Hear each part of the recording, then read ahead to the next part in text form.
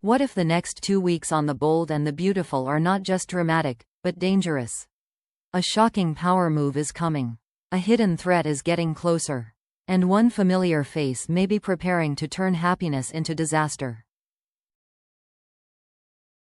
This is the kind of week where a victory can collapse overnight, a secret can destroy the wrong person, and one unexpected encounter may change everything. So let's break it down, because Los Angeles is about to be shaken.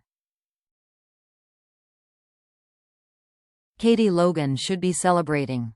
After the success of Eric Forrester's collection, she finally has proof that Logan can compete.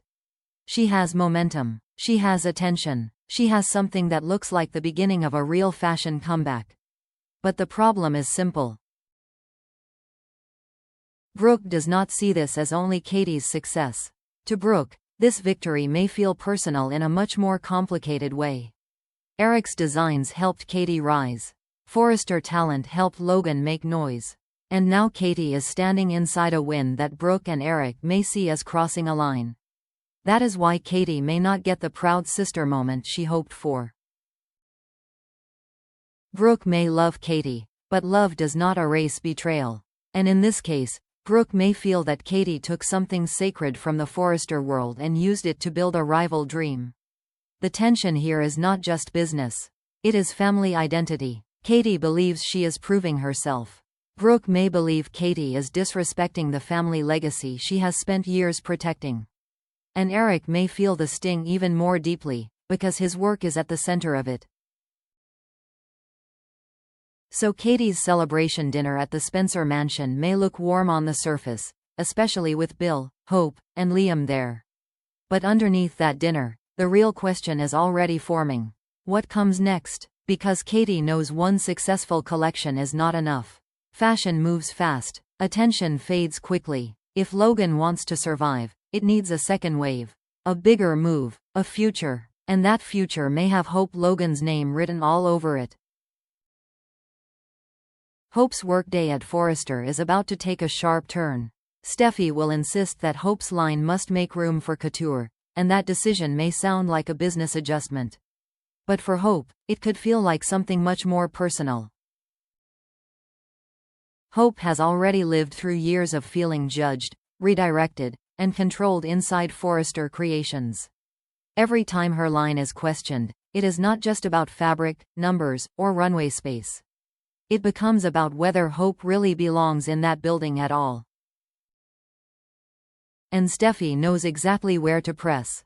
By forcing Hope's line to step aside, Steffi may think she is protecting the company's strongest direction. But Hope may hear a different message. You are replaceable. That is where Katie's next move becomes dangerous. Katie may look at Hope and see more than a designer with history at Forrester. She may see a symbol. If Hope joins Logan, it would not just be a hiring decision. It would be a public statement that the Logan women are no longer asking Forrester for permission. Add Dickie Sharp into that possibility, and the situation gets even sharper. Dickie brings fresh talent, Hope brings vision, experience, and a built-in connection to the fashion audience. Together, they could give Logan exactly what Katie needs. A bold identity beyond Eric's collection. But the cost would be explosive. Steffi would see Hope's resignation as betrayal. Ridge would likely view it as an attack. Brooke would be trapped between her daughter and the Forrester loyalty she still carries. And Hope would have to decide whether staying at Forrester is still worth the emotional price. This may be the real turning point. Hope may not leave because she wants war. She may leave because Steffi leaves her no room to breathe. Brooke's position is becoming more fragile than it first appears. On one side, she has Katie. Her sister is building something bold, and whether Brooke likes it or not, Logan's rise is real. Katie is not dreaming anymore.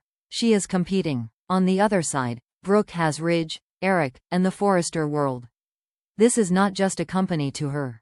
It is part of her history, her relationships, and her identity. So if Hope begins leaning toward Katie, Brooke could be pulled into an impossible emotional corner. Does she support her daughter's professional freedom? Or does she defend Forrester against a rival that now carries the Logan name? That is what makes Brooke's reaction so important. She may not be angry in a simple way. She may be scared that Katie is taking the Logan brand too far. Scared that Hope will burn bridges she cannot rebuild. Scared that this new fashion war could damage family ties permanently. And Brooke's fear could come out as control. She may warn Hope. She may challenge Katie. She may try to slow everything down before it becomes public. But in soap drama, trying to stop a storm often makes it stronger. Because if Hope feels judged by Brooke, not just Steffi, then her decision may become even easier. She may decide that Forrester does not value her. And Logan is the only place willing to bet on her future. While the fashion war builds, another mystery is getting darker. Melissa Dillon will have a disturbing encounter at Forrester during work hours. She hears someone sneaking around. Then someone suddenly appears from behind a clothing rack. Dillon screams. And that scream matters. This does not sound like a casual scare. It sounds like a reaction from someone who may already be carrying fear from something hidden. Dillon recently received a mysterious call about unfinished business, and now a masked figure may appear close enough to shake her completely. That brings us to Remy Price. If Remy is the person behind the scare, then this may not be random. It may be personal. He may remove the mask and reveal himself in a way that tells Dillon one thing instantly: the past has found her. The question is, what past? There are strong hints that Remy has a shocking connection to someone mysterious, and Dillon may be that connection. She could be a half-sister, a stepsister, or someone tied to a family history that has not been explained yet. If that is true, Remy's behavior becomes even more unsettling. Maybe he is not simply trying to hurt Dillon. Maybe he is testing her, provoking her, trying to force her to remember something, admit something, or return to a relationship she wants to escape. And if Dillon truly knows Remy from before, then Forrester Creations may no longer be just a workplace for her. It may become the place where her secret life begins to unravel. Elektra and Will's romance is also entering dangerous territory. The question is no longer just whether they care about each other. The question is whether too much damage has already been done. Elektra may still have feelings pulling her toward RJ. RJ represents a different emotional direction, maybe one that feels safer, more attentive, or less complicated than the pain she has been carrying with Will. But Will may not be fully innocent emotionally either. If he still has lingering interest in Dillon, even quietly, that could create a second wound. Elektra may sense it, RJ may use it, and Will may not know how to fight for Elektra without first proving that his heart is not divided. That is where this triangle could become messy. Elektra choosing RJ would not just hurt Will. It could humiliate him. And if Will feels rejected while Dillon is also being pulled into Remy's mystery, his emotions could get tangled in a much bigger storyline. This is why the romantic drama may connect back to the mystery drama. Dillon's fear could make Will protective. Elektra could misunderstand that protection. RJ could see an opening. And suddenly, one frightening encounter could push three young hearts into a much more complicated war. And then there is Sheila Carter. Sheila may have agreed to walk away without hurting anyone, but that does not mean she is finished. With Sheila, silence is rarely peace. It is usually preparation. Deacon and Taylor may believe they are enjoying a rare moment of happiness. But Sheila watching them with that calculating look suggests something colder is forming. Sheila does not handle rejection like a normal person. She does not simply grieve. She studies. She waits. She finds the weak spot. And Deacon's relationship with Taylor gives her plenty of targets. Sheila could try to manipulate Deacon emotionally. She could make Taylor feel unsafe. She could manufacture a situation that makes their romance look unstable, reckless, or doomed. And if she wants to be especially cruel, She may try to make Deacon question whether Taylor truly understands the danger around him. The most dangerous part is that Sheila may not strike immediately. She may take small steps first.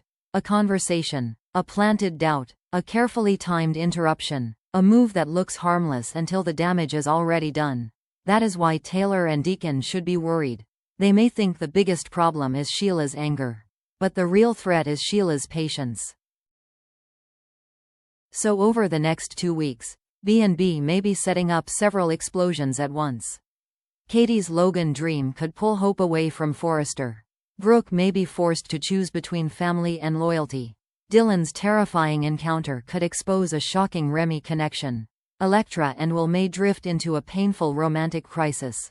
And Sheila may be preparing to turn Deacon and Taylor's happiness into her next target. Now I want to hear from you. Do you think Hope should leave Forrester and join Katie at Logan? Is Remy really connected to Dylan's past? And what do you think Sheila's next move will be? Drop your thoughts in the comments, because the next 2 weeks may not just change one storyline. They may change the entire balance of power on The Bold and the Beautiful.